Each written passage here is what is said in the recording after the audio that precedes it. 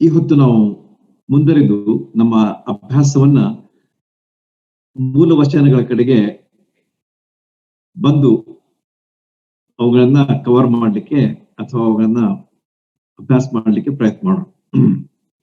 ಬಹಳ ಸುಂದರವಾದಂತಹ ವಚನಗಳು ರೋಮಾಪುರದವರು ಬರೆದ ಪತ್ರ 12ನೇ ಅಧ್ಯಾಯ 1 ಮತ್ತು 2. ಆದದರಿಂದ ಸಹೋದರರೇ, ಆದದರಿಂದ ನಾವೆಲ್ಲ ನೋಡಿದಿವಿ ಯಾಕೆ ಹೀಗೆ ಹೇಳ್ತಾನೆ ಅಂತೇಳಿ. ಸಹೋದರರೇ ಅಂದ್ರೆ ಎಲ್ಲರಿಗೂ ಆತನು ಉದ್ದೇಶಿಸಿ ಹೇಳ್ತಾ ಇದ್ದಾನೆ.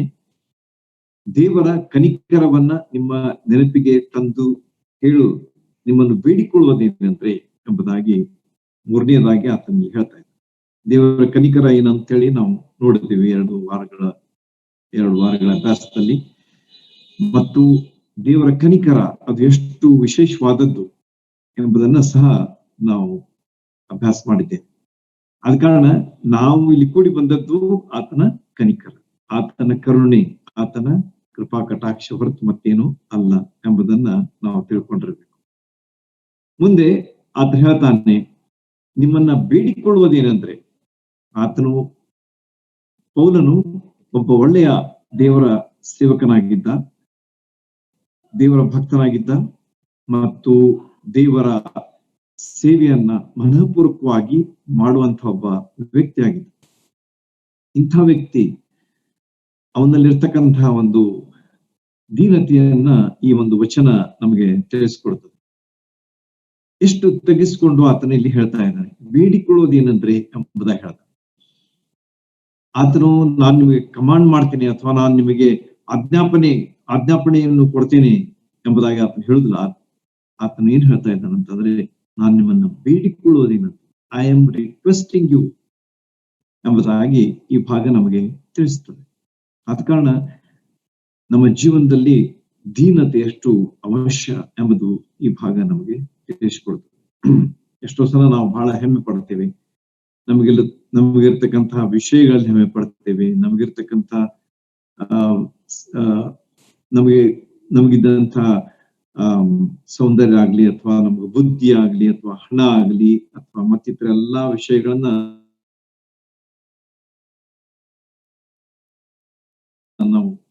ನಾವು ಗಮನಿಸುವಾಗ, ಆದ್ರೆ ಇಲ್ಲಿ ಪೌಲನ ಜೀವಿತದ ಮೂಲಕವಾಗಿ ನಾವು ಏನು ಕಂಡುಕೊಳ್ತಾ ಇದ್ದೇವೆ ಅಂತಂದ್ರೆ, ಬೇಡಿಕೊಳ್ಳುವುದೇನಂದ್ರೆ ದೀನತೆಯಿಂದ ಆತನು ಇಲ್ಲಿ ನಮಗೆ ಕಂಡು ಬರ್ತಾ ಇದ್ದ. ನಮ್ಮ ಜೀವನ ದೀನತೆಯಿಂದ ಯಾವಾಗಲೂ ತುಂಬಿ ತುಳುಕುವಂತದ್ದಾಗಿರ್ಬೇಕು. ಯಾಕಂದ್ರೆ ದೀನತೆಯಿಂದ ಬಹಳಷ್ಟು ಲಾಭಗಳಿವೆ. ನಾವು ಪ್ರಾವರ್ಬ್ಸ್ ಅಂದ್ರೆ ಜ್ಞಾನೋಕ್ತಿಯ ಪುಸ್ತಕ ಓದುವಾಗ ಅಲ್ಲಿ ನೋಡ್ತೇವೆ, ಬಿಫೋರ್ ಹಾನರ್ ಈಸ್ ಹ್ಯೂಮಿಲಿಟಿ. ಗೌರವಕ್ಕಿಂತ ಮೊದಲು ದೀನತೆ ಎಂಬುದಾಗಿ ಜ್ಞಾನೋಕ್ತಿಗಳ ಪುಸ್ತಕದಲ್ಲಿ ಅರಸನಾದ ಸೊಲೊಮೋನನು ನಮಗೆ ಹೇಳ್ತಾನೆ. ದೇವರು ಕೊಟ್ಟಂತಹ ಜ್ಞಾನದಿಂದ ಆತನು ತಿಳಿಸ್ತಾ ಇದ್ದಾನೆ, ಸತ್ಯವನ್ನ ಆತನು ಅರಿಯುತ್ತಾ ಇದ್ದಾನೆ. ಗೌರವಕ್ಕಿಂತ ಮುಂಚೆ ದೀನತೆ, ಬಿಫೋರ್ ಹಾನರ್ ಈಸ್ ಹ್ಯೂಮಿಲಿಟಿ. ಆದ ಕಾರಣ ನಮ್ಮ ಜೀವನದಲ್ಲಿ ಈ ದೀನತೆ ಬಹಳ ಮುಖ್ಯವಾದದ್ದು. ಕರ್ತನಾದ ಯೇಸು ಕ್ರಿಸ್ತರ ಜೀವನವನ್ನ ನಾವು ನೋಡುವಾಗ ಅವರು ಎಷ್ಟು ದೀನರಾಗಿದ್ದರು. ಇಡೀ ಲೋಕವನ್ನೇ ಸೃಷ್ಟಿಸಿದಂತಹ ಕರ್ತನಾದ ಯೇಸು ಕ್ರಿಸ್ತರು ಈ ಲೋಕಕ್ಕೆ ಬಂದಾಗ ಅವರ ಜೀವನ ಹೇಗಿತ್ತಂತಂದ್ರೆ ದೀನತೆಯಿಂದ ಕೂಡಿದಂತಹ ಜೀವಿತ ಆಗಿತ್ತು, ತಗ್ಗಿದ ಸ್ವಭಾವದಿಂದ ಕೂಡಿದಂತಹ ಒಂದು ಜೀವಿತ ಆಗಿತ್ತು. ಅವರ ಮಾತುಗಳು, ಅವರ ವಿಚಾರಗಳು, ಅವರ ಬೋಧನೆ, ಅವರ ಮಹತ್ಕಾರ್ಯಗಳು, ಅವರ ಸ್ವಭಾವ ಇವೆಲ್ಲವುಗಳನ್ನ ನಾವು ನೋಡುವಾಗ ಅದು ಎಷ್ಟು ಅನುಕರಣೀಯವಾದಂತಹ ಒಂದು ಸಂಗತಿ ಎಂಬುದನ್ನ ದೇವರ ವಾಕ್ಯ ನಮಗೆ ತಿಳಿಸ್ಕೊಡುತ್ತದೆ. ಕರ್ತನಾದ ಯೇಸು ಕ್ರಿಸ್ತರ ಜೀವಿತ ನಮಗೆ ತಿಳಿಸ್ಕೊಡುತ್ತದೆ. ಅದೇ ರೀತಿಯಾಗಿ ಕರ್ತನಾದ ಯೇಸು ಕ್ರಿಸ್ತರ ಉದಾಹರಣೆ ಮತ್ತು ನಾವು ಸತ್ಯವೇದ ಅನೇಕ ವಚನಗಳಲ್ಲಿ ನಾವು ನೋಡ್ತೇವೆ. ಯಾಕೋಬನ ಪತ್ರದಲ್ಲಿ ನೋಡ್ತೇವೆ, ಪೇತ್ರನು ಬರೆದಂತಹ ಪತ್ರದಲ್ಲಿ ಓದ್ತೇವೆ, ನಿಮ್ಮನ್ನ ದೇವರ ಮುಂದೆ ನಿಮ್ಮನ್ನ ನೀವು ತಗ್ಗಿಸ್ಕೊಳ್ರಿ, ಆಗ ಆತನು ತಕ್ಕ ಸಮಯದಲ್ಲಿ ನಿಮ್ಮನ್ನು ಮೇಲಕ್ಕೆ ತರ್ತಾನೆ. Humble yourselves under the mighty hand of God and at the right time he will lift you up ಎಂಬುದಾಗಿ ಯಾಕೋಬನ ಪತ್ರದಲ್ಲಿಯೂ ಪೇತ್ರನ ಪತ್ರದಲ್ಲಿಯೂ ನೋಡ್ತೇವೆ. ಆದ ಕಾರಣ ನಾವು ದೇವರ ಮುಂದೆ ತೆಗೆಸ್ಕೊಳ್ಳುವಾಗ ದೇವರು ನಮ್ಮನ್ನು ಎತ್ತಾನೆ. ನಾವು ನಮ್ಗೆ ಗೌರವ ಬೇಕಂದ್ರೆ ನಾವು ದೀನರಾಗಿರ್ಬೇಕು, ಆಗ ನಮಗೆ ಗೌರವ ಸಿಗ್ತದೆ. ದೀನತೆಯ ಮಹತ್ವ ಏನು ಎಂಬುದಾಗಿ ಈ ಒಂದು ವಚನ ನಮಗೆ ಸ್ಪಷ್ಟವಾಗಿ ತಿಳಿಸಿಕೊಡ್ತದೆ. ಬೇಡಿಕೊಳ್ಳುವುದೇನೆಂದರೆ, ಬೇಡಿಕೊಳ್ತೇನೆ, ನಿಮ್ಮ ನಿಮ್ಮ ದೇಹಗಳನ್ನು ದೇವರಿಗೆ ಮೀಸಲಾಗಿಯೂ ಮೆಚ್ಚುಗೆಯಾಗಿಯೂ ಇರುವ ಸಜೀವ ಯಜ್ಞವಾಗಿ ಅರ್ಪಿಸಿರಿ ಎಂಬುದಾಗಿ ಮೊದಲೇ ಒಂದು ಭಾಗದಲ್ಲಿ ಆತನು ಹೇಳ್ತಾನೆ. ಅನೇಕ ವಿಷಯಗಳಿವೆ ಇದರಲ್ಲಿ. ನಿಮ್ಮ ನಿಮ್ಮ ದೇಹಗಳನ್ನ ದೇವರಿಗೆ ಮೀಸಲಾಗಿಯೂ ಮೆಚ್ಚುಗೆಯಾಗಿಯೂ ಇರುವ ಸಜೀವ ಯಜ್ಞವಾಗಿ ಅರ್ಪಿಸಿರಿ ಎಂಬುದಾಗಿ ಮೊದಲೇ ಒಂದು ವಿಷಯ ಪೌಲನು ಹೇಳ್ತಾ ಇದ್ದಾನೆ, ಬರೀತಾ ಇದ್ದಾನೆ. ಈ ಭಾಗದಲ್ಲಿ ದೇಹವನ್ನ ಅರ್ಪಿಸುವಂಥದ್ದು ಅಂದ್ರೆ ಏನು ಎಂಬುದನ್ನು ನಾವು ಸ್ವಲ್ಪ ತಿಳ್ಕೊಳ್ಬೇಕು. ಸಮರ್ಪಣೆಯ ವಿಷಯವಾಗಿ ಇದು ಹೇಳ್ತದೆ. ಡೆಡಿಕೇಶನ್, ಕಮಿಟ್ಮೆಂಟ್ ಎಂಬುದಾಗಿ ನಾವು ಎಷ್ಟೋ ಸಲ ಹೇಳ್ತೇವೆ. ಸಮರ್ಪಿಸುವಂಥದ್ದು ಬಹಳ ಸ್ಪಷ್ಟವಾಗಿ ಇಲ್ಲಿ ನಮಗೆ ಕಂಡು ಬರುವಂತಹ ಒಂದು ವಿಷಯ. ನಮ್ಮ ದೇಹಗಳನ್ನ ನಾವು ಸಮರ್ಪಿಸಬೇಕಾದದ್ದು ಅವಶ್ಯ, ಅರ್ಪಿಸಬೇಕಾದದ್ದು ಎಂಬುದಾಗಿ ಅಲ್ಲಿ ನಾವು ನೋಡುವಾಗ ಸಮರ್ಪಣೆಯ ಭಾವ ನಮ್ಮಲ್ಲಿ ಇರಬೇಕು. How our life should be, our life should be committed, dedicated, surrendered, ಒಪ್ಪಿಸಲ್ಪಟ್ಟಂತಹ, ಸಮರ್ಪಿಸಲ್ಪಟ್ಟಂತಹ ಜೀವನ ಆಗಿರ್ಬೇಕು. ಒಂದಾನೊಂದು ಕಾಲದಲ್ಲಿ ನಾವು ಈ ಲೋಕಕ್ಕೆ ಸಮರ್ಪಿಸಿದಂತಹ ಜೀವಿತ ಜೀವಿಸ್ತಾ ಇದ್ದೀವಿ. ಈ ಲೋಕದಲ್ಲಿ ನಾವು ಜೀವಿಸುವಂತವರಾಗಿದ್ದೀವಿ, ಲೋಕಕ್ಕೋಸ್ಕರವಾಗಿ ಜೀವಿಸುವಂತವರಾಗಿದ್ದೀವಿ, ಲೋಕದ ವಿಷಯಗಳಲ್ಲಿ ನಾವು ಜೀವಿಸುವಂತವರಾಗಿದ್ದೀವಿ. ಆದರೆ ಈಗ ಕರ್ತನಾದ ಯೇಸು ಕ್ರಿಸ್ತರನ್ನ ಕಂಡುಕೊಂಡ ಮೇಲೆ ಪಶ್ಚಾತ್ತಾಪ ಪಟ್ಟು ಅವರನ್ನ ನಮ್ಮ ಸ್ವಂತ ರಕ್ಷಕರನ್ನಾಗಿ ನಾವು ಸ್ವೀಕರಿಸಿಕೊಂಡ ಮೇಲೆ ನಮ್ಮ ಜೀವನ ಬದಲಾಗಿದೆ. We are changed. ನಾವು ಈಗ ಯಾರ ಸಲುವಾಗಿ ಜೀವಿಸ್ತಾ ಇದ್ದೇವೆ? ಕರ್ತನಾದಂತ ಯೇಸು ಕ್ರಿಸ್ತರಿಗಾಗಿ ಜೀವಿಸ್ತಾ ಇದ್ದೇವೆ. So whole picture is changed. ಮೊದಲಿಗೆ ನಮ್ಮ ಜೀವನ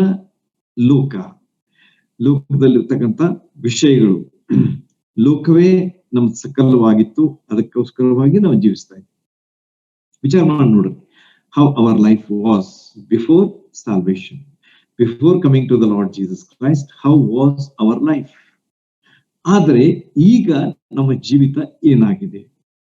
ಲೋಕದ ವಿಷಯಗಳು ಮುಖ್ಯವಾಗಿ ನಮಗೆ ಕಾಣ್ ಬರ್ತವೋ, ಅಥವಾ ಕರ್ತನಾದ ಯೇಸು ಕ್ರಿಸ್ತರು ಮತ್ತು ಆತ್ಮೀಯ ವಿಷಯಗಳು ನಮ್ಮ ಮುಂದೆ ಕಂಡು ಬರ್ತವೋ ಎಂಬುದನ್ನ ನಾವು ನಮ್ಮ ಜೀವಿತಗಳಲ್ಲಿ ಅವಲೋಕಿಸಿ ಕಂಡುಕೊಳ್ಳೋಣ, ನಮ್ಮನ್ನ ನಾವೇ ನೋಡ್ಕೊಳ್ಳೋಣ. ಆಗ ನಮಗೆ ಗೊತ್ತಾಗ್ತದೆ ಏನಂತ ಹೇಳಿ.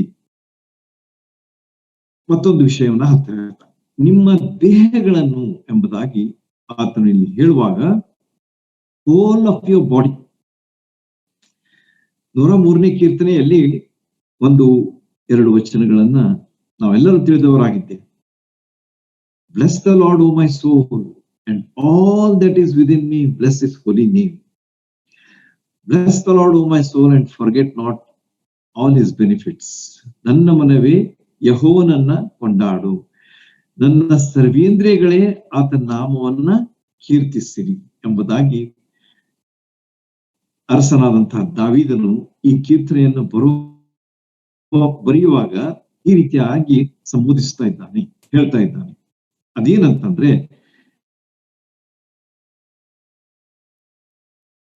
ನನ್ನ ಸರ್ವೇಂದ್ರಿಯಗಳೇ, ನನ್ನ ಎಲ್ಲಾ ಅಂಗಗಳೇ. ಏನಂತ ಹೇಳಿ ನಾವೇನ್ ಮಾಡ್ಬೇಕು ಅಂತಂದ್ರೆ, ನಾವು ಒಪ್ಪಿಸಿಕೊಟ್ಟಂತಹ ಒಂದು ಜೀವಿತ ಆಗಿರ್ಬೇಕು. It should be committed life ಎಂಬುದನ್ನ ಈ ಭಾಗ ಎಲ್ಲಾ ಅಂಗಗಳು, ಪೂರ್ತಿ ಜೀವನ, ಅದನ್ನ ನಾವು ಪೂರ್ತಿ ಜೀವನವನ್ನ ನಾವು ಕರ್ತನಾದ ಯೇಸು ಕ್ರಿಸ್ತರಿಗಾಗಿ ಅರ್ಪಿಸಿ ಜೀವಿಸುವಂತವರಾಗಿರ್ಬೇಕು. ನಮ್ಮ ತನು, ನಮ್ಮ ಮನ, ನಮ್ಮ ಧನ, ನಾವು ಹೇಳ್ತೇವೆ, ನಾವು ನಮ್ಮ ಮಾತುಗಳಲ್ಲಿ ಎಷ್ಟೋ ಸಲ ಇದನ್ನ ಹೇಳ್ತೇವೆ. ನಮ್ಮ ತನು, ನಮ್ಮ ಮನ, ನಮ್ಮ ಧನ, ಅಂದ್ರೆ ನಮ್ಮ ದೇಹ, ನಮ್ಮ ಮನಸ್ಸು, ನಮ್ಮ ಧನ ಅಂತಂದ್ರೆ ನಮ್ಗಿರ್ತಕ್ಕಂಥ ಸಂಪತ್ತು ಅಥವಾ ನಮಗಿರ್ತಕ್ಕಂಥ ವಿಷಯಗಳು, ಇವೆಲ್ಲವುಗಳನ್ನ ಒಳಗೊಂಡಂತ ವಿಷಯ ನಮ್ದಾಗಿರ್ಬೇಕು. ನಾವು ಸಮರ್ಪಿಸುವಂತದ್ದು ಅದಾಗಿರ್ಬೇಕು. ಅಂದ್ರೆ ನಮ್ಮ ತನುವನ್ನ ನಾವು, ನಮ್ಮ ದೇಹವನ್ನ ಅರ್ಪಿಸ್ಬೇಕು, ನಮ್ಮ ಮನಸ್ಸನ್ನ ಅರ್ಪಿಸಬೇಕು, ನಮ್ಮ ಸಂಪತ್ತನ್ನ ನಾವು ಆತನಿಗೆ ಅರ್ಪಿಸಿ ಕೊಡುವಂತವರಾಗಿರ್ಬೇಕಾದದ್ದು ಈ ಭಾಗ ನಮಗೆ ತಿಳಿಸುವಂತದ್ದಾಗಿದೆ. ನಮಗೆ ನೋಡಿದ್ರೆ ಬಹಳ ಕಷ್ಟ ಅನಿಸ್ತದೆ, ಇದೆಲ್ಲ ಹೇಗೆ ಸಾಧ್ಯ ಅಂತ ಹೇಳಿ. ಆದ್ರೆ ಅಲ್ಲಿರ್ತಕ್ಕಂಥ ವಿಷಯಗಳನ್ನ ನೀವು ತಿಳ್ಕೊಂಡ್ರೆ ಅದರ ಲಾಭ, ಅದರಿಂದ ಉಂಟಾಗುವಂತ ಆಶೀರ್ವಾದ, ಅದನ್ನ ಹೇಳಲಿಕ್ಕೆ ಸಾಧ್ಯವಿಲ್ಲ. ಅಷ್ಟು ಆಶೀರ್ವಾದಗಳನ್ನ ಆ ಭಾಗ ನಮಗೆ ಮುಂದೆ ತಿಳಿಸ್ತದೆ. Will go to that a little later. ಹೀಗೆ 103ನೇ ಕೀರ್ತನೆ 1-2 ವಚನಗಳಲ್ಲಿ ಬರ್ತಕ್ಕಂಥ ಸರ್ವೇಂದ್ರಿಯಗಳೇ ನಮ್ಮ ಪ್ರಾಣ, ಆತ್ಮ, ಶರೀರ ಇವೆಲ್ಲವುಗಳನ್ನ ನಾವು ಆತನಿಗೆ ಅಧೀನಪಡಿಸಿ ಆತನಿಗೋಸ್ಕರವಾಗಿ ನಾವು ಜೀವಿಸುವಂತವರಾಗಿರ್ಬೇಕು. ಕ್ರೈಸ್ತರಾದಂತಹ ನಾವು, ವಿಶ್ವಾಸಿಗಳಾದಂತಹ ನಾವು, ಕರ್ತನಾದ ಯೇಸು ಕ್ರಿಸ್ತರನ್ನ ನಂಬಿದಂತಹ ನಾವು, ನಮ್ಮ ಕಾರ್ಯಗಳು, ನಮ್ಮ ಕರ್ತವ್ಯಗಳು, ನಮ್ಮ ನಡೆ, ನಮ್ಮ ನುಡಿ, ನಮ್ಮ ಸತ್ಕಾರ್ಯ, ನಮ್ಮ ಜೀವನ ಎಲ್ಲವೂ ಏನಾಗಿರ್ಬೇಕಂತಂದ್ರೆ ಸಮರ್ಪಿತವಾದಂತಹ ರೀತಿಯಲ್ಲಿ ಇರಬೇಕಾದದ್ದು ಇಲ್ಲಿ ಹೇಳಲ್ಪಟ್ಟಿದೆ. ಆದ ಕಾರಣ ನಾವು ಕೇವಲ ತೋರಿಕೆಗಾಗಿ ಅಲ್ಲ, ಆದ್ರೆ ಮನಃಪೂರ್ವಕವಾಗಿ ನಾವು ಸಮರ್ಪಿಸಿದಂತಹ, ಪೂರ್ಣವಾಗಿ ಸಮರ್ಪಿಸಿದಂತಹ, ಸಂಪೂರ್ಣವಾದಂತಹ ಸಮರ್ಪಣೆಯನ್ನ ಈ ಭಾಗ ನಮಗೆ ಎತ್ತಿ ತೋರಿಸುವಂತದ್ದಾಗಿದೆ. ಆದ ಕಾರಣ ಇಲ್ಲಿ ಅಷ್ಟೇ ಆತನು ಹೇಳುವುದಲ್ಲ, ಸಜೀವ ಯಜ್ಞವಾಗಿ ಅರ್ಪಿಸಿರಿ ಎಂಬುದಾಗಿ. ಅದರರ್ಥ ಬಹಳಷ್ಟು ನಮಗ ವಿಚಿತ್ರ ಅನಿಸ್ತದೆ. ನಾವು ಹೇಗೆ ನಮ್ಮನ್ನ ನಾವು ಯಜ್ಞವೇದಿಯ ಮೇಲೆ ಹೋಗಿ ಅರ್ಪಿಸ್ಬೇಕಾ ಎಂಬುದಾಗಿ. ಸತ್ಯವೇದದಲ್ಲಿ ನಾವು 2 ಯಜ್ಞಗಳನ್ನ ನೋಡ್ತೇವೆ. ಹಳೆ ಒಡಂಬಡಿಕೆಯಲ್ಲಿ ಒಂದು, ಹೊಸ ಒಡಂಬಡಿಕೆಯಲ್ಲಿ ಒಂದು. ಅದು ನಮ್ಮೆಲ್ಲರಿಗೆ ಬಹಳ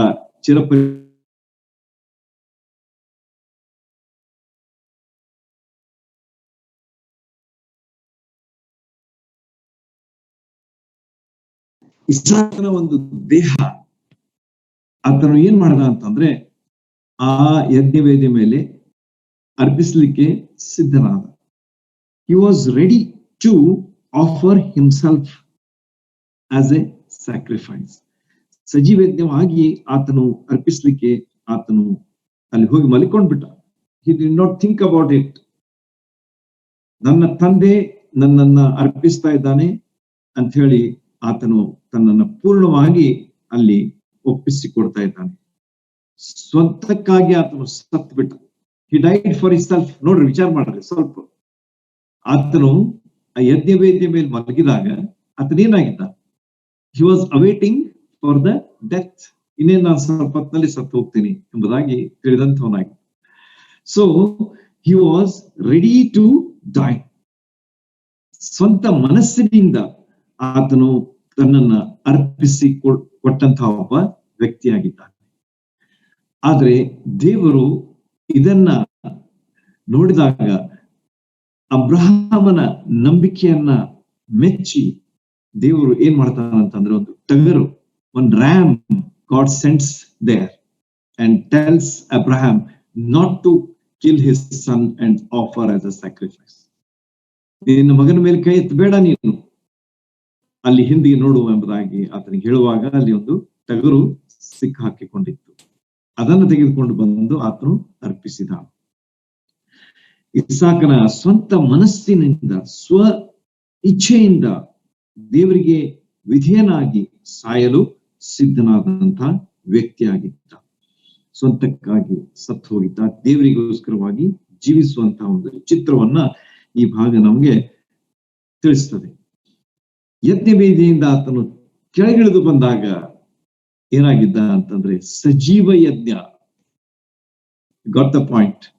ಅರ್ಥ ಆಯ್ತಾ? ಸಜೀವ ಯಜ್ಞವಾಗಿ ನಮ್ಗೆ ಅಲ್ಲಿ ಕಂಡು ಬರ್ತಾನೆ. ಉಳಿದು ಬಂದವ. How? Because he was ready. ಸ್ವಂತ ಇಚ್ಛೆಯಿಂದ, ಸ್ವ ಪ್ರೇರಣೆಯಿಂದ, ಆತನು ಯಾರು ಆತನಿಗೆ ಒತ್ತಾಯ ಮಾಡಲಿಲ್ಲ. ಅಪ್ಪ ಅವನಿಗೆ ಒತ್ತಾಯ ಮಾಡ್ಲಿಲ್ಲ, ಅಬ್ರಹಾಂ ಒತ್ತಾಯ ಮಾಡ್ಲಿಲ್ಲ. ಸ್ವಂತ ಮನಸ್ಸಿನಿಂದ ಆತನು ದೇವರ ಚಿತ್ತಕ್ಕೆ ವಿಧೇಯನಾಗಿ ಸಾಯಲು ಸಿದ್ಧನಾದ. ಆದರೆ ಉಳಿದು ತಿರುಗಿ ಆತನು ಬಂದದ್ದನ್ನು ನಾವು ನೋಡುವಾಗ that is a living sacrifice, ಜೀವಿಸುವಂತಹ ಒಂದು ಯಜ್ಞವಾಗಿ ನಮ್ಮ ಮುಂದೆ ಕಂಡು ಬರ್ತಾನೆ. ವಾಟ್ ಇಟ್ ಸ್ಪೀಕ್ಸ್, ಅದರಿಂದ ನಾವು ಏನ್ ಕಲಿಬೇಕು? ಸ್ವಂತಕ್ಕಾಗಿ ನಾವು ಸಾಯಬೇಕಾದದ್ದು. Self, we have no self, we should not have any self in us. ನಮ್ಮ ಜೀವನದಲ್ಲಿ ನಾನು ಎನ್ನುವಂಥದ್ದು ಇರಬಾರದು ಎಂಬುದನ್ನ ಈ ಭಾಗ ತೋರಿಸ್ತದೆ. ದೇವರ ಚಿತ್ತ ಏನಿದೆ ಅದು ನಮ್ಮ ಮುಂದೆ ಇರಬೇಕಾದ. What is the will of god for my life, that is utmost. ಅದು ನಮ್ಮನ್ನ ಸಜೀವತೆಗಳನ್ನಾಗಿ ಜೀವಿಸ್ಲಿಕ್ಕೆ ನಮಗೆ ಸಾಧ್ಯ ಮಾಡ್ತದೆ. ನಮ್ಮ ಸ್ವಂತಕ್ಕಾಗಿ ನಾವು ಸಾಯಬೇಕು, ಕರ್ತನಾದ ಯೇಸು ಕ್ರಿಸ್ತರಿಗಾಗಿ ನಾವು ಜೀವಿಸಬೇಕು. ಆದ ಕಾರಣ ಕರ್ತನು ಪೌಲನ್ನು ಸುಂದರವಾದ ರೀತಿಯಲ್ಲಿ ಒಂದು ಮಾತು ಹೇಳ್ತಾ ಇದ್ದಾನೆ, for me to live is Christ and to die is gain.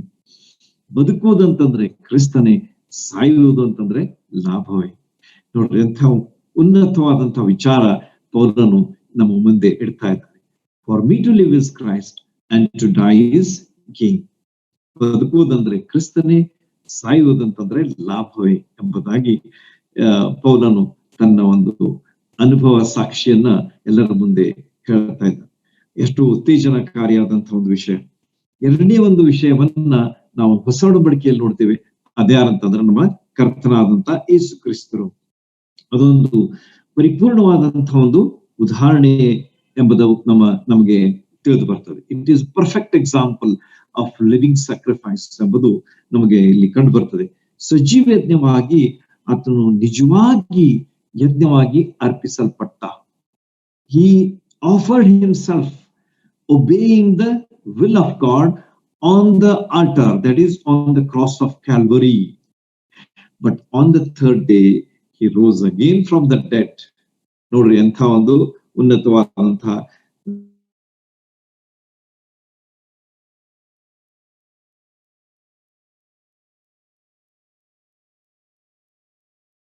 ಮುಂದೆ ಕಂಡು ಬರ್ತಾ ಇದ್ದಾನೆ. ಆತನು ಪುನರುತ್ಥಾನ ಹೊಂದಿದವನಾಗಿ ನಮ್ಮ ಮುಂದೆ ಸಜೀವ ಯಜ್ಞ ಅಂತ ಹೇಳಿ ನಮಗೆ ಕಂಡು ಬರ್ತಾ ಇದ್ದಾನೆ.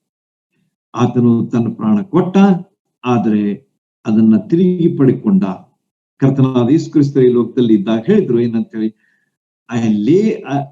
I laid on my self and I will take it back. ನನ್ನ ಪ್ರಾಣವನ್ನು ನಾನು ನಿಮಗಾಗಿ ಕೊಡ್ತೇನೆ ಮತ್ತು ಅದನ್ನ ತಿರುಗಿ ನಾನು ಪಡ್ಕೊಳ್ತೀನಿ ಎಂಬುದಾಗಿ ಕರ್ತನಾದ ಯೇಸು ಕ್ರಿಸ್ತರು ಈ ಲೋಕದಲ್ಲಿ ಇದ್ದಾಗಲೇ ಹೇಳಿದ್ರು. ಅದನ್ನೇ ಅವರು ಮಾಡಿದ್ರು. ಸತ್ತ ಮೇಲೆ 3 ದಿವಸಗಳಾದ್ಮೇಲೆ ತಿರುಗಿ ತಮ್ಮ ಜೀವವನ್ನು ಪಡ್ಕೊಂಡ್ರು, ಜೀವಿತರಾಗಿ ಆದ್ರು, ಎಬ್ಬಿಸಲ್ಪಟ್ರು, ಪುನರುತ್ಥಾನ ಹೊಂದಿದ್ರು ಎಂಬುದು ದೇವರ ವಾಕ್ಯ ನಮ್ಗೆ ತಿಳಿಸುವಂತದ್ದಾಗಿದೆ. ಅವರು ಆ ಕಲ್ವಾರಿಯ ಚಿಹ್ನೆಗಳನ್ನ ಧರಿಸಿ ಅವರು ಎಲ್ಲಿ ಹೋದ್ರು ಅಂದ್ರೆ ಪರಲೋಕಕ್ಕೆ ಏರಿಸಲ್ಪಟ್ಟಿದ್ದಾರೆ. ಪರಲೋಕಕ್ಕೆ ಏರಿಸಲ್ಪಟ್ರು. ಆ ಕಲ್ವಾರಿಯ ಮೇಲಿದ್ದಂತಹ ಶಿಲ್ಬೆಯ ಚಿಹ್ನೆಗಳೊಂದಿಗೆ ಅವ್ರ ಕೈಗಳಿಗೆ ಗಾಯ ಆಗಿದ್ದು, ಕಾಲುಗಳಿಗೆ ಗಾಯ ಆಗಿತ್ತು, ಪಕ್ಕೆಯನ್ನ ತಿವಿದಿದ್ರು, ತಲೆಗೆ ಗಾಯ ಆಗಿತ್ತು.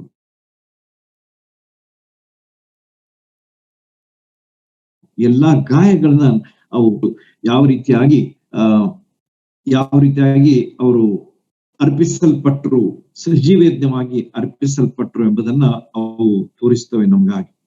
ಆದ ಕಾರಣ ನಮ್ಮ ಜೀವನದಲ್ಲಿ ಈ ಪೌಲನು ಹೇಳುವಂತಹ ಮೊದಲೇ ಒಂದು ಭಾಗ ಏನಂತಂದ್ರೆ, ನಮ್ಮ ದೇಹಗಳನ್ನ ನಾವು ಮೀಸಲಾಗಿಯೂ ಮೆಚ್ಚುಗೆಯಾಗಿಯೂ ಇರುವ ಸಜೀವ ಯಜ್ಞವಾಗಿ ಅರ್ಪಿಸಬೇಕು. ಇಟ್ ಶುಡ್ ಬಿ ಮೀಸಲಾಗಿರ್ಬೇಕಾದದ್ದು. It should be separated for the Lord Jesus Christ. ಈ ಲೋಕಕ್ಕಾಗಿ ನಾವು ಜೀವಿಸುವುದಲ್ಲ, ಆದ್ರೆ ನಾವು ಕರ್ತನಾದ ಯೇಸು ಕ್ರಿಸ್ತರಿಗಾಗಿ, ಅವರ ಘನತೆಗಾಗಿ, ಗೌರವಕ್ಕಾಗಿ, ಅವರ ಮಾನಕ್ಕಾಗಿ, ಅವರ ಮಹಿಮೆಗಾಗಿ ನಾವು ಜೀವಿಸಬೇಕಾದದ್ದು ಅವಶ್ಯ. ಮೆಚ್ಚುಗೆಯಾಗಿರುವ ನಮ್ಮ ಜೀವನ ಮೆಚ್ಚುಗೆಯಾದಂತಹ ಒಂದು ಜೀವನ ಆಗಿರ್ಬೇಕು. It should please the Lord Jesus Christ. ತಂದೆಯಾದ ದೇವರು ಕರ್ತನಾದ ಯೇಸು ಕ್ರಿಸ್ತರ ಬಗ್ಗೆ ಹೇಳಿದಂತಹ ಮೆಚ್ಚುಗೆಯ ಮಾತುಗಳನ್ನ ನೀವೆಲ್ಲರೂ ತಿಳಿದಿದ್ದೀರಿ. ಕರ್ತನಾದ ಯೇಸು ಕ್ರಿಸ್ತರು ದೀಕ್ಷಾ ಸ್ನಾನ ಹೊಂದಿ ಮೇಲೆ ಬಂದಾಗ ದೇವರು ಈತನು ನನಗೆ ಮೆಚ್ಚುಗೆಯಾದ ನನ್ನ ಮಗನು ಎಂಬುದಾಗಿ ಅಲ್ಲಿ ದೇವರು ಕರ್ತನಾದ ಯೇಸು ಕ್ರಿಸ್ತರ ಬಗ್ಗೆ ಹೇಳ್ತಾರೆ, ಈತನು ನನಗೆ ಮೆಚ್ಚುಗೆಯಾದ ಮಗನು.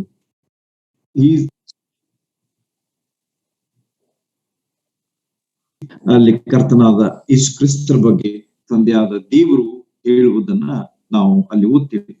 ಅದೇ ರೀತಿಯಾಗಿ ಎರಡನೇ ಒಂದು ಸಾರಿ ದೇವರ ಮೆಚ್ಚುಗೆಯನ್ನ ನಾವೆಲ್ಲಿ ನೋಡ್ತೇವೆ ಕರ್ತನಾದ ಯೇಸು ಕ್ರಿಸ್ತರ ಬಗ್ಗೆ ಅಂತಂದ್ರೆ, ಪರ್ವತದ ಮೇಲೆ ಕರ್ತನಾದ ಯೇಸು ಕ್ರಿಸ್ತರು ಹೋದಾಗ ಅಲ್ಲಿ ಪ್ರಕಾಶ ರೂಪ ಧರಿಸ್ತಿದ್ರು. ಅವಾಗ ಅಲ್ಲಿ ತಂದೆಯಾದ ದೇವರು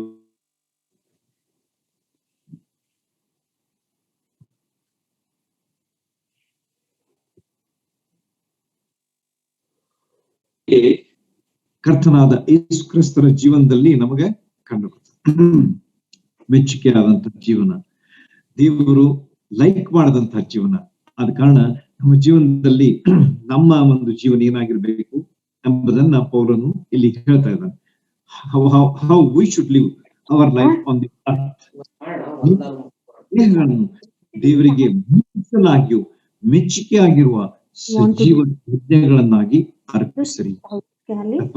ಲೈಫ್, ಆಮೇಲೆ ಅಷ್ಟೇ ಅಲ್ಲದೆ ಮೆಚ್ಚುಗೆ ಆದಂತಹ ಜೀವನ, ದೇವರಿಗೆ ನಾವು ಮೆಚ್ಚುಗೆಯನ್ನು ತರುವಂತಹ ಜೀವನ, ಅಷ್ಟೇ ಅಲ್ಲದೆ ಸಜೀವ ಯಜ್ಞವಾಗಿ ಅರ್ಪಿಸಿದಂತಹ ಜೀವನ. ಸ್ವಂತಕ್ಕಾಗಿ ನಾನು ಸತ್ತು ಕರ್ತನಾದ ಯೇಸು ಕ್ರಿಸ್ತರಿಗಾಗಿ, ದೇವರ ಮಹಿಮೆಗಾಗಿ ಜೀವಿಸುವಂತಹ ಒಂದು ಜೀವನ ನಮ್ಮದು ಆಗಿರ್ಬೇಕು ಎಂಬುದು ಈ ಮಧ್ಯ ಭಾಗದಲ್ಲಿ ಆತನು ನಮಗೆ ತಿಳಿಸ್ತಾನೆ. ನಾವು ಈ ಲೋಕದಲ್ಲಿ ಅನೇಕ ಜನರ ಒಳ್ಳೆಯ ಒಂದು ಉದಾಹರಣೆಗಳನ್ನ ನೋಡ್ತೇವೆ. ಸಿ.ಟಿ. ಸ್ಟಡ್ ಎಂಬುದಾಗಿ ಒಬ್ಬರಿದ್ರು. ಸಿ.ಟಿ. ಸ್ಟಡ್, ಚಾರ್ಲ್ಸ್ ಸ್ಟಡ್ ಎಂಬುದಾಗಿ ಇರ್ತಕ್ಕಂಥ ಒಬ್ಬ ದೇವರ ಭಕ್ತ. ಅವರು ಚೀನಾ ದೇಶದಲ್ಲಿ, ಭಾರತ ದೇಶದಲ್ಲಿ ಮತ್ತು ಆಫ್ರಿಕಾ ದೇಶದಲ್ಲಿ ದೇವರ ಸೇವೆಯನ್ನ ಮಾಡುವಂತಹ ಮಿಷನರಿಗಳಾಗಿ ನಮ್ಮ ಮುಂದೆ ಇದ್ದಾರೆ. ಅವರು ಕರ್ತನ ಈ ಒಂದು ವಿಷಯದ ಬಗ್ಗೆ ಅವರು ಏನ್ ಹೇಳ್ತಾರೆ ಅಂತಂದ್ರೆ, ಪ್ರಾಣ ಕೊಟ್ಟರು ನಾನು ಆತನಿಗಾಗಿ ಜೀವಿಸಬೇಕಾದದ್ದೇ. ಏನ್ ಹೇಳ್ತಾರೆ ನೋಡ್ರು, ನಾನು ಪ್ರಾಣ ಕೊಟ್ಟರು ನಾನು ಆತನಿಗಾಗಿ ಜೀವಿಸಬೇಕಾದದ್ದೇ ಎಂಬುದಾಗಿ ಅವ್ರು ಹೇಳ್ತಾರೆ. ಯಾಕಂದ್ರೆ ಕರ್ತನಾದ ಯೇಸು ಕ್ರಿಸ್ತರು ತಮ್ಮ ಪ್ರಾಣವನ್ನು ನನಗೋಸ್ಕರವಾಗಿ ಕೊಟ್ಟಿರುವಾಗ ನಾನೇನ್ ಮಾಡ್ಬೇಕು ಅಂತಂದ್ರೆ ಅವರಿಗಾಗಿ ಜೀವಿಸ್ಬೇಕು. ದೆರ್ ಈಸ್ ಅನ್ ಒಬ್ಲಿಗೇಷನ್ ಇಲ್ಲಿ ಇರುವಂತದ್ದು ನಮಗೆ ಕಂಡು ಬರ್ತದೆ. ಕರ್ತನಾದ ಯೇಸು ಕ್ರಿಸ್ತರು ತಮ್ಮ ಪ್ರಾಣವನ್ನ ನಮ್ಗಾಗಿ ಕೊಟ್ಟಿರುವಾಗ ನಾವು ಹೇಗೆ ಜೀವಿಸ್ಬೇಕು, ಯಾರ ಸಲುವಾಗಿ ಜೀವಿಸ್ಬೇಕು, ಆತನಿಗಾಗಿ ಜೀವಿಸಬೇಕು ಎಂಬುದನ್ನ ಅವರು ತಮ್ಮ ಅನುಭವ ಸಾಕ್ಷಿಯಾಗಿ ಹೇಳಿದ್ದಾರೆ. ಇವತ್ತು ನೀವು ಓದಿರ್ಬಹುದು ಅದನ್ನ. ವಾಟ್ಸಾಪ್ ನಲ್ಲಿ ಒಂದು ಸಿ.ಟಿ. ಸ್ಟಡ್ ಅವರ ಒಂದು ಮಾತನ್ನ ನಾನು ಹಾಕಿದ್ದೆ, ಅದನ್ನ ಓದ್ರಿ. ಆಮೇಲೆ ಅದ್ರಲ್ಲಿ ಅವ್ರು ಏನ್ ಹೇಳ್ತಾರಂತಂದ್ರೆ, ಕರ್ತನಾದ ಯೇಸು ಕ್ರಿಸ್ತರು ನಮಗಾಗಿ ತಮ್ಮ ಪ್ರಾಣ ಕೊಟ್ಟಿರುವಾಗ ನಾನೇನ್ ಮಾಡ್ಬೇಕು ಅಂತಂದ್ರೆ ಆತನಿಗಾಗಿ ಜೀವಿಸಬೇಕಾದದ್ದೇ ಎಂಬುದಾಗಿ ಅವರು ಸ್ಪಷ್ಟವಾಗಿ ಹೇಳ್ತಾರೆ. He was A cricketer also. He was A cricketer. ಅವರು ಒಬ್ಬ ಒಳ್ಳೆಯ ಕ್ರಿಕೆಟ್ ಆಟಗಾರರು ಸಹ ಆಗಿದ್ರು ಎಂಬುದನ್ನ ಅವರ ಜೀವನ ಚರಿತ್ರೆ ನಮಗೆ ತಿಳಿಸ್ತದೆ. ಓಕೆ, ಮತ್ತೊಬ್ಬ ವ್ಯಕ್ತಿಯ ಒಂದು ಜೀವನ ಸಾಕ್ಷಿಯನ್ನ ನಾನು ನಿಮ್ಮ ಮುಂದೆ ಇಡ್ಲಿಕ್ಕೆ ಪ್ರಯತ್ನ ಮಾಡ್ತೀನಿ. ಆತ ಯಾರಂತ, ಐಸಾಕ್ ವ್ಯಾಟ್ಸ್ ಎಂಬುದಾಗಿ. ಐಸಾಕ್ ವ್ಯಾಟ್ಸ್ ಎಂಬುದಾಗಿ ಇರುವಂತಹ ಒಬ್ಬ ಹಾಡು ಬರೆದಂಥವ ಒಬ್ಬ ದೇವರ ಸೇವಕ. ಅವನು ಬರೆದಂತಹ ಹಾಡು ಬಹಳಷ್ಟು ಫೇಮಸ್ ಅದೆ, ಬಹಳಷ್ಟು ಪ್ರಖ್ಯಾತಿಯಾದಂತಹ ಒಂದು ಹಾಡು, ಪ್ರಖ್ಯಾತಿ ಹೊಂದಿದಂತಹ ಹಾಡು ಯಾವ್ದಂತಂದ್ರೆ, ಆಶ್ಚರ್ಯವಾದ ಶಿಲುಬೆ ಕಣ್ಣಿಟ್ಟು ದೃಷ್ಟಿಸಿದರೆ ಈ ಲೋಕದ ಮಹತ್ವವು ಬರೀ ಹುಚ್ಚಾಟವಾದದ್ದು. ಕೊನೆಯ ಒಂದು ವಚನದಲ್ಲಿ ಅವ್ರು ಹೇಳ್ತಾರೆ ಏನಂತ ಹೇಳಿ, ಈ ದಿವ್ಯವಾದ ಪ್ರೀತಿಗೆ ನಾ ಬದಲೇನು ಕೊಡಲಿ, ಸಂಪತ್ತು ಪ್ರಾಣ ಯಾವತ್ತು ಒಟ್ಟಾಗಿಯೂ ಇನ್ನು ಸಾಲದು ಎಂಬುದಾಗಿ. ಸಾಧಾರಣ 700 ಹಾಡುಗಳನ್ನ ಬರೆದಂತ ಈ ದೇವರ ಮನುಷ್ಯ, ಒಳ್ಳೆಯ ಹಾಡು ಬರಹಗಾರ, ಹಾಡನ್ನು ಬರೆಯುವಂತಹ ಒಬ್ಬ ವ್ಯಕ್ತಿ. ಅವರ ಹಾಡಿನ ಅರ್ಥ ಎಷ್ಟು ವಿಶೇಷವಾಗಿದೆ. ಆಶ್ಚರ್ಯವಾದ ಶಿಲುಬೆ ಕಣ್ಣಿಟ್ಟು ದೃಷ್ಟಿಸಿದರೆ ಈ ಲೋಕದ ಮಹತ್ವವು ಬರೀ ಹುಚ್ಚಾಟವಾದದ್ದು. ಈ ದಿವ್ಯವಾದ ಪ್ರೀತಿಗೆ ಅಂದ್ರೆ ಕರ್ತನಾದ ಯೇಸು ಕ್ರಿಸ್ತರ ಶಿಲುಬೆ ಮೇಲೆ ತೋರಿಸಿದಂತಹ ಪ್ರೀತಿಗೆ ಬದಲೇನು ನಾನು ಏನ್ ಕೊಡ್ಲಿ? ನನ್ನ ಸಂಪತ್ತು ಕೊಟ್ಟರು ಆಗುದಿಲ್ಲ, ನನ್ನ ಪ್ರಾಣ ಕೊಟ್ಟರು ಆಗುದಿಲ್ಲ, ಯಾವತ್ತು ಕೊಟ್ಟಾಗಿ ಏನೂ ಸಾಲುದಿಲ್ಲ ಎಂಬುದಾಗಿ ಅವರು ಹೇಳ್ತಾ ಇದ್ದಾರೆ.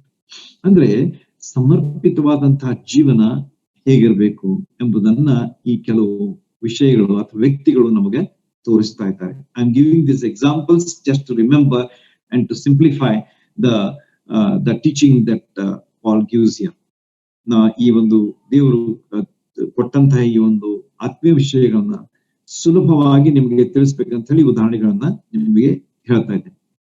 ಆದ ಕಾರಣ ನಮ್ಮ ಎಲ್ಲವನ್ನ ನಾವು ದೇವರಿಗೆ ಕೊಟ್ಟು ಆತನಿಗಾಗಿ ನಾವು ಜೀವಿಸುವಂತವರಾಗಿರ್ಬೇಕು. ಇಲ್ಲಿ ಪ್ರಾಣಿಗಳ ಒಂದು ಯಜ್ಞ ಅಲ್ಲಿ ನಾವು ನೋಡುವುದಿಲ್ಲ, ಆದ್ರೆ ನಮ್ಮನ್ನು ನಾವೇ ಯಜ್ಞವಾಗಿ ಅಂದ್ರೆ ನಮ್ಮನ್ನು ನಾವು ತ್ಯಜಿಸಬೇಕಾದದ್ದು. We should die for self and live for the Lord Jesus Christ ಎಂಬುದನ್ನ ಈ ಭಾಗ ನಮಗೆ ತಿಳಿಸ್ತದೆ.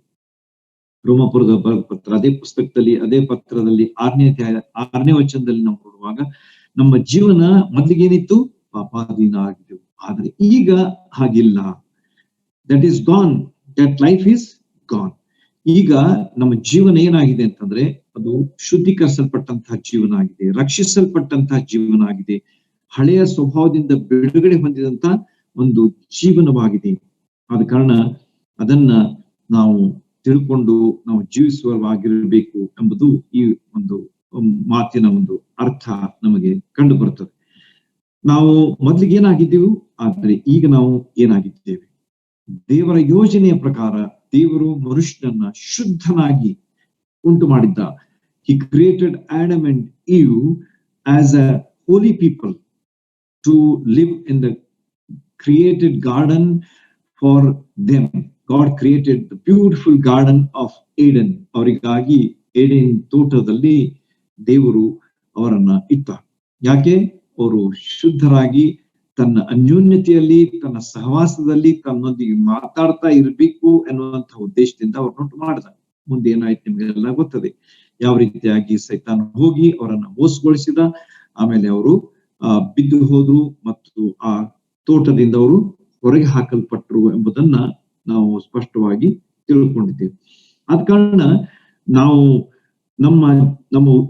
ನಮ್ಮನ್ನು ದೇವರು ಈ ಲೋಕದಲ್ಲಿ ಇಟ್ಟಂತಹ ಉದ್ದೇಶ ಏನಂತಂದ್ರೆ we should be always live for the Lord Jesus Christ. ನಾವು ಆತನಿಗಾಗಿ ಪರಿಶುದ್ಧರಾಗಿ ಜೀವಿಸಬೇಕೆಂಬುದು ಆತನ ಉದ್ದೇಶ, ಆತನ ಯೋಚನೆ, ಆತನು ನಮಗೋಸ್ಕರವಾಗಿ ಮಾಡಿದಂತಹ ಯೋಜನೆಯಾಗಿದೆ. ದೇವರ ವಾಕ್ಯದಲ್ಲಿ ಅನೇಕ ವಚನಗಳು ನಮ್ಮ ಮುಂದಿವೆ.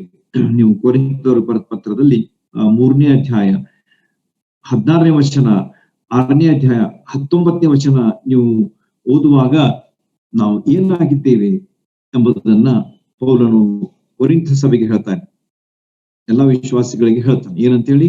ನಾವು ದೇವರ ಗರ್ಭ ಗುಡಿಗಳಾಗಿದ್ದೇವೆ. We are the temple of the Holy Spirit ಎಂಬುದನ್ನ ಆತನು ಹೇಳ್ತಾನೆ. ಅಂದ್ರೆ ನಾವು ಜೀವನ ಹೇಗಿರ್ಬೇಕು? When we are the temple of the Holy Spirit, how our life should be. ನೋಡ್ರಿ ಎಷ್ಟು ಹಿನ್ನೆಲೆ ಈ ಭಾಗದಲ್ಲಿ ನಮ್ಗ ಕಂಡು ಬರ್ತದೆ. ಆದ ಕಾರಣ ಇಲ್ಲಿ ಪೌಲನು ಹೇಳುವಂತಹ ಎಲ್ಲಾ ವಿಷಯಗಳು ನಮ್ಗೆ ಏನ್ ತೋರಿಸ್ತವ ಅಂತಂದ್ರೆ ನಾವು ಪವಿತ್ರಾತ್ಮನ ಅಧೀನರಾಗಿ ಜೀವಿಸುವಂತ ವ್ಯಕ್ತಿಗಳಾಗಿರ್ಬೇಕು. ದೇವರ ಶಕ್ತಿಯನ್ನ ನಮ್ಮ ಜೀವನದಲ್ಲಿ ಅನುಭವಿಸುವಂತವರಾಗಿರ್ಬೇಕು. ದೇವರ ಆತ್ಮನ ಫಲಗಳನ್ನ ನಮ್ಮ ಜೀವನದಲ್ಲಿ ಫಲಿಸುವಂತ ವ್ಯಕ್ತಿಗಳಾಗಿರ್ಬೇಕು. ಪ್ರೀತಿ, ಸಂತೋಷ, ಸಮಾಧಾನ, ನಂಬಿಕೆ, ದಯೆ, ದೀರ್ಘಶಾಂತಿ, ಈ 9 ಈ ಒಳ್ಳೆಯ ಸ್ವಭಾವಗಳನ್ನ ನಮ್ಮ ಜೀವನದಲ್ಲಿ ನಾವು ಯಾವಾಗಲೂ ಹೊರಹೊಮ್ಮುವಂತ ವ್ಯಕ್ತಿಗಳಾಗಬೇಕಾದದ್ದು ಅವಶ್ಯ ಎಂಬುದು ದೇವರ ವಾಕ್ಯ ನಮಗೆ ತಿಳಿಸಿಕೊಡುವಂತದ್ದಾಗಿದೆ. ಹೀಗೆ ನಮ್ಮ ಜೀವನದಲ್ಲಿ ನಾವು ಯಾವ ರೀತಿಯಾಗಿ ನಮ್ಮ ಜೀವನ ಸಮರ್ಪಿತ ಜೀವನ ಆಗಿರಬೇಕು ಎಂಬುದನ್ನ ನಾವು ನೋಡಿದ್ದೇವೆ. ಸಮರ್ಪಣೆ ಎನ್ನುವಾಗ ನಮ್ಮ ಮುಂದೆ ಮತ್ತೊಂದು ಚಿತ್ರ ಬರ್ತದೆ. ಅದ್ಯಾವುದು ಅಂತಂದ್ರೆ ಮ್ಯಾರೇಜ್. ಈಗ ನೀವು ಮದುವೆಯ ಒಂದು ಸಂದರ್ಭ ನಿಮ್ಮ ಕಣ್ಣು ಮುಂದೆ ತೆಗೆದುಕೊಂಡು ಬರ್ರಿ. Just bring that scene of marriage before your eyes. ಅಲ್ಲಿ ನೀವೇನ್ ನೋಡ್ತೀರಿ? ಅಲ್ಲಿ ವಧು ಇರ್ತಾನೆ, ಕನ್ಯೆ ವರ ಇರ್ತಾರೆ, ವಧುವರ ಇಬ್ರು ಇರ್ತಾರೆ, ಬ್ರೈಡ್ ಅಂಡ್ ಬ್ರೈಡ್ ಗ್ರೂಮ್. ಅವ್ರೇನ್ ಮಾಡ್ತಾರೆ? ದೇ ಟೇಕ್ ದ ವಾವ್ಸ್ ಅಂದ್ರೆ ದೇವರ ಮುಂದೆ ಅವರು ಏನ್ ಮಾಡ್ತಾರೆ, ಆ ತಮ್ಮ ಆ ವೈದಿಗಳನ್ನ ಅವರು ಒಪ್ಪಿಸ್ಕೊಡ್ತಾರಲ್ಲ, ಏನಂತೇಳಿ ಒಬ್ಬರನ್ನೊಬ್ರು ಸಮರ್ಪಿಸ್ಕೊಡ್ತಾರೆ. ನಾನು ನನ್ನ ಹೆಂಡತಿಯನ್ನು ಪ್ರೀತಿಸ್ತೇನೆ, ಹೆಂಡತಿ ಹೇಳ್ದ ನಾನು ಗಂಡನಿಗೆ ವಿಧೇಯನಾಗಿರ್ತೇನೆ. ಹೀಗೆ ಅವರು ಅಲ್ಲಿ ಸಮರ್ಪಣೆಯ ಒಂದು ಮಾತುಗಳನ್ನ ಎಲ್ಲರ ಮುಂದೆ ಹೇಳ್ತಾರೆ. They take the vows. ದೇವರ ಮುಂದೆ ಅಷ್ಟೇ ಅಲ್ಲದೆ ಸೇರಿದಂತ ಎಲ್ಲಾ ಜನರ ಮುಂದೆ ಅವರು ತಮ್ಮ ಸಮ್ಮತಿಯನ್ನ, ಒಪ್ಪಿಗೆಯನ್ನ, ಸಮರ್ಪಣೆಯನ್ನ ತೋರಿಸ್ಕೊಡ್ತಾರೆ. ಆದ ಕಾರಣ ಅದು ನಮಗೆ ಎಷ್ಟು ಒಂದು ಒಳ್ಳೆಯ ಒಂದು ಚಿತ್ರವನ್ನ ನಮ್ಮ ಕಣ್ಮುಂದೆ ತೆಗೆದುಕೊಂಡು ಬರ್ತದೆ. ಅವರ ಮುಂದೆ ಇಡೀ ಆಯುಷ್ಯ ಇದೆ. Hole of their married life is before them. It is not an out of one day or 1 hour, but it is a life long commitment. ತಮ್ಮ ಜೀವನದುದ್ದಕ್ಕೂ ಅವರು ಒಬ್ಬರಿಗೊಬ್ಬರು ನಂಬಿಗಸ್ತರಾಗಿ, ಸಮರ್ಪಿತರಾಗಿ ಜೀವಿಸುವಂತಹ ಒಂದು ವಿಧಿಯನ್ನ ಅವರು ಪಾಲಿಸುವಂತವರಾಗಬೇಕಾಗ್ತದೆ. So that's what they tell it before the whole of the congregation and before God himself. ಆದ ಕಾರಣ ಸಮರ್ಪಣೆ ಅಂದ್ರೆ ಎಷ್ಟು ವಿಶೇಷವಾದದ್ದು ಎಂಬುದನ್ನ ಈ ಭಾಗ ನಮಗೆ ತಿಳಿಸ್ಕೊಡ್ತದೆ, ಈ ಒಂದು ಚಿತ್ರ ನಮಗೆ ತಿಳಿಸ್ಕೊಡ್ತದೆ. So we should be always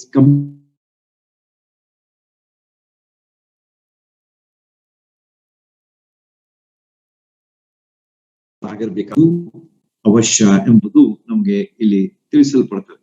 ಅಷ್ಟೇ ಅಲ್ಲದೆ ನಾವು ಸಮರ್ಪಣೆ ಮಾಡಲಿಕ್ಕೆ 2 ಕಾರಣಗಳನ್ನು ನಾವು ನೋಡ್ತೀವಿ. ಏನಂತ ಹೇಳಿ, ದೇವರು ನಮಗೆ ಮಾಡಿದಂಥವುಗಳಿಗಾಗಿ ನಾವು ಅವರಿಗೆ ಕೃತಜ್ಞತೆಯಿಂದ ಜೀವಿಸಬೇಕಾದದ್ದು, ಅದು ಒಂದು ನಮ್ಮ ಪ್ರತಿಕ್ರಿಯೆ. ಮತ್ತು ಎರಡನೇದಾಗಿ ಅದು ವಿವೇಕಪೂರ್ವಕವಾದಂತಹ ಆರಾಧನೆ ಎಂಬುದನ್ನ ಇಲ್ಲಿ ನಾವು ಓದ್ತೇವೆ.